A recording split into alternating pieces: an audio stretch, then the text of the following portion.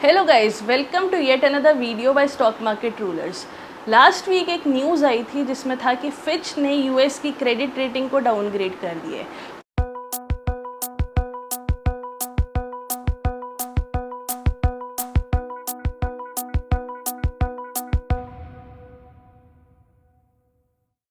इस वीडियो में समझेंगे कि सबसे पहले ये फिच क्या है, फिर क्रेडिट रेटिंग क्या होती है, डाउनग्रेड करने से क्या होगा और ओवरऑल स्टॉक मार्केट पे क्या इसका इम्पैक्ट आएगा। सारी चीज़ें इस वीडियो में कवर करेंगे। वीडियो शुरू करूँ उससे पहले मैं आपसे रिक्वेस्ट करूँगी कि वीडियो को लाइक ज़रूर कर दीजिएगा और अगर आप चैनल पे नए हैं तो सब्सक्राइब करना मत भूलिएगा। सो ग्लोबली 3 ऐसी एजेंसीज़ हैं जो किसी भी कंट्री, कंपनी, एंटिटी या एसेट की क्रेडिट रेटिंग को डिसाइड करती है। क्रेडिट रेटिंग बेसिकली होता है कि एक कंपनी या कंट्री अगर किसी से लोन ले रही है तो वो कितनी आसानी से उस क्रेडिट को, उस लोन को वापस चुका सकती है। सो फिच है एक एजेंसी, दूसरी स्टैंडर्ड्स एंड पुअर है और तीसरी मूडीज़ है। ये 3 एजेंसीज ग्लोबली काम करती हैं। अब फिच ने डिसाइड किया कि यूएस की जो क्रेडिट रेटिंग है उसको डिक्रीज़ कर देते हैं, क्योंकि शायद अभी जैसे जून में ये इशू चला था कि यूएस की डेट सीलिंग आ चुकी है। डेट सीलिंग का ये मतलब होता है कि यूएस और लोन नहीं ले सकता, अगर लेगा तो वो उसको रीपे नहीं कर पाएगा और रीपे करने के लिए उस हिसाब से फंड्स भी नहीं थे, तो वहाँ पे लोन लेने की ज़रूरत भी थी बट ले नहीं सकते। ये एक तरीके से विशियस सर्कल बना हुआ था और इसी के चलते फिच ने जो अब उनकी क्रेडिट रेटिंग है उसको डिक्रीज़ कर दिया है। डिक्रीज़ कैसे किया है, ये ग्रेडिंग सिस्टम के टर्म्स में यहाँ पे बात होती है। जैसे हमें स्कूल में ग्रेड्स मिलते थे कि A+ सबसे अच्छा, A, फिर B+, फिर B, फिर C और ऐसे करके नीचे नीचे के ग्रेड्स होते थे। तो यहाँ पे फिच ने क्या किया कि AAA से उसको AA+ कर दिया, यानी एक लेवल जो है उसको डाउनग्रेड कर दिया। अब इससे हुआ क्या, अगर स्टॉक मार्केट्स के रिएक्शन देखूँ तो निफ्टी में भी सेल ऑफ आता हुआ मिला है, बैंक निफ्टी में भी सेल ऑफ आता हुआ मिला है। बैंक निफ्टी ने ऑलमोस्ट 14,000 पॉइंट श्रेड ऑफ कर दिए थे फ्राइडे तक। सेम चीज़ यूएस इंडाइसेस में भी देखने को मिली है। फ्राइडे को Dow Jones, Nasdaq, S&P 500 almost सब तीनों के तीनों ही 0.5% के आसपास कहीं ना कहीं नेगेटिव में क्लोज हुए थे। ऐसा नहीं है कि फिच ने फर्स्ट टाइम ये क्रेडिट रेटिंग को डाउनग्रेड किया है, पास्ट में भी क्रेडिट रेटिंग डाउनग्रेड हुई थी और तभी भी मार्केट में सेल ऑफ देखने को मिला था। आपको स्टैट्स वाइज बताऊं तो 2011 में स्टैंडर्ड्स एंड पुअर यानी कि S&P ने भी यूएस की जो क्रेडिट रेटिंग है उसको डाउनग्रेड किया था, AAA से AA+ कर दिया था और ऑलमोस्ट डाउ जोन्स उस टाइम में 600 पॉइंट्स गिरा था। उस टाइम में डाउ जोन्स इतना बड़ा नहीं था, तो 600 पॉइंट्स का क्रैश होना एक सच्ची में उस टाइम पे क्रैश माना जाता था। बट अब हम बात कर रहे हैं यहाँ पे ऑलमोस्ट 12 साल बाद।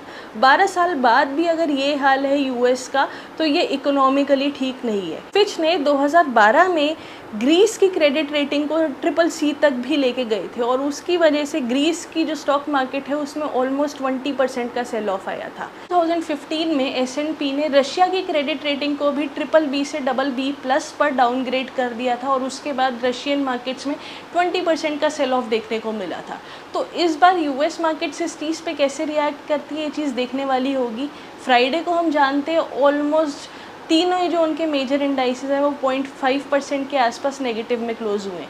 ये वीडियो मैंने संडे को रिकॉर्ड की है और आप लोग ट्यूसडे को देख रहे होंगे, तो अब तक मार्केट्स ने कैसा बिहेव किया है मैं ओवरऑल एज्यूम कर रही हूँ कि करेक्शन ही होगी, बट हमारी मार्केट्स में कहीं ना कहीं बुलिश फेज देखने को मिल सकता है।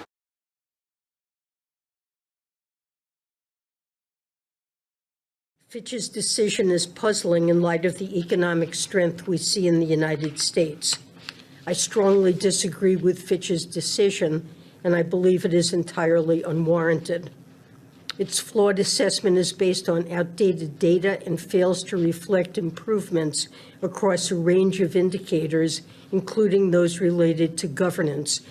सो अब इससे फ्यूचर में क्या होगा, फ्यूचर में हमें पहले थोड़ा सा क्रेडिट रेटिंग को और समझने की ज़रूरत है। क्रेडिट रेटिंग, अगर आप एक क्रेडिट कार्ड यूज़ करते हैं तो आपको भी पता होगा एक इंडिविजुअल की भी क्रेडिट रेटिंग निकल के आती है, इसको हम सिबिल स्कोर बोलते हैं। तो सिबिल स्कोर बेसिकली ये करता है, बताता है बैंक्स को कि आप कितने प्रोफिशिएंट हैं अगली बारी लोन्स को चुकाने में, कितने टाइमली आप अपने लोन्स की रीपेमेंट कर देते हैं, आप कभी अपनी कोई EMI स्किप नहीं करते, आपकी कैपेबिलिटी है कि आप जितने लोन्स लेते हैं उनको आप टाइम टाइमली दे सके, कभी आपने कोई एक आधा लोन नहीं छोड़ा या कभी आपने ओवर इंटरेस्ट नहीं पे किए। सो इन सारी चीज़ों की वजह से आपका सिबिल स्कोर निकल के आता है। अब ऐसे जैसे एक सिबिल स्कोर होता है, यही हमारी क्रेडिट रेटिंग होता है। और फ्यूचर में जब अगर आपका सिबिल स्कोर अच्छा हो और आप कोई लोन लेना चाहें तो बैंक्स आपकी प्रोफाइल देख के आपको ईजिली लोन दे सकते हैं। बट यही अगर आपका सिबिल स्कोर अच्छा नहीं है तो बैंक्स डाउट करेंगे आपको आगे लोन्स देने में। हो सकता है आपको एक्सपेंसिव रेट ऑफ इंटरेस्ट पे लोन्स मिले। तो यही चीज़ एक कंट्री के पॉइंट ऑफ व्यू से भी फिट बैठती है।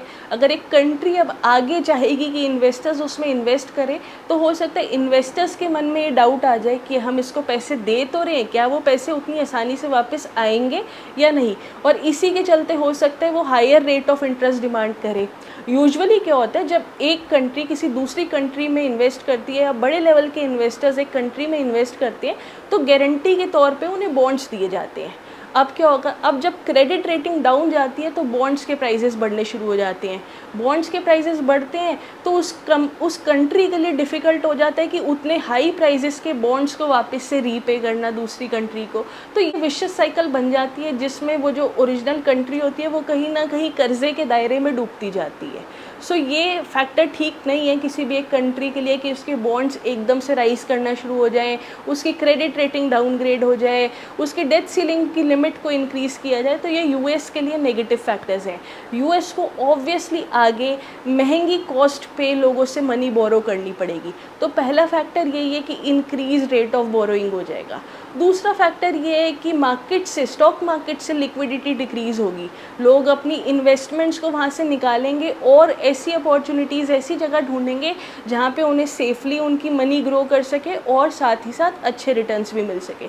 तीसरा फैक्टर ये भी आएगा कि जो स्टॉक मार्केट है उसमें सेल ऑफ भी देखने को मिलेगा। लोग निकलेंगे तो वहाँ पे लिक्विडिटी का भी इशू आएगा मार्केट में, उस हिसाब से मनी नहीं होगी, मूवमेंट स्लो हो जाएगी, ग्रोथ का फैक्टर जो है स्लो हो जाएगा। बट ये जो न्यूज़ है ये इंडिया जैसी कंट्रीज़ के लिए काफ़ी पॉजिटिव है, क्योंकि अगर यूएस से जो वर्ल्ड लार्जेस्ट इकोनॉमी है वहाँ से अगर पैसे निकलते हैं और जो इमर्जिंग इकोनॉमीज़ हैं उनमें आएंगे। सो इंडिया आप लोग जानते ही है ग्लोबली कितनी स्ट्रॉन्ग पोजीशन होल्ड करता है, जियोपॉलिटिकली भी और इकोनॉमिकली भी। तो बहुत अच्छा चांस है इंडिया की मार्केट्स में आगे ग्रोथ देखने का, इसी रीज़न की वजह से। क्योंकि पहले लोग यूएस करते थे, बट अगर यूएस अब उस हिसाब से रिलायबल नहीं है तो लोगों को नए ऑप्शंस ढूंढने पड़ेंगे, और नए ऑप्शंस ढूंढते हुए हो सकता है एशियन मार्केट्स एक बहुत अच्छा स्कोप बन जाए, क्योंकि बहुत सारी एशियन कंट्रीज़ अभी इमर्जिंग लेवल पे हैं। सो अब देखते हैं मार्केट्स आगे चल के इसके लिए कैसे रिएक्ट करती है। यूएस के लिए नेगेटिव न्यूज़ हो सकती है, बट इंडियन मार्केट्स के लिए इसमें कोई भी नेगेटिविटी नहीं है। इंडियन मार्केट्स के लिए बल्कि एक अपॉर्चुनिटी का मौका है जहाँ पे यहाँ पे कैश फ्लो हमें दिख सकता है। सो ये आगे देखने वाली बात होगी कि हमारी मार्केट्स कैसे रिएक्ट करती हैं, कितनी ग्रोथ की पोटेंशियल हमारी मार्केट में आती है। सो इतना ही आज की इस वीडियो में। वीडियो आपको इन्फॉर्मेटिव लगी हो तो लाइक ज़रूर कीजिएगा, चैनल पे नए हैं सब्सक्राइब करना मत भूलिएगा। और भी कोई economic related topic, stock market related topic जो आप चाहते हैं जिसको मैं कवर करूँ उसको आप कॉमेंट सेक्शन में ज़रूर बताइएगा, या आपका कोई डाउट हो इस वीडियो से वो भी आप कॉमेंट सेक्शन में ज़रूर लिखिएगा। So thank you for watching this video.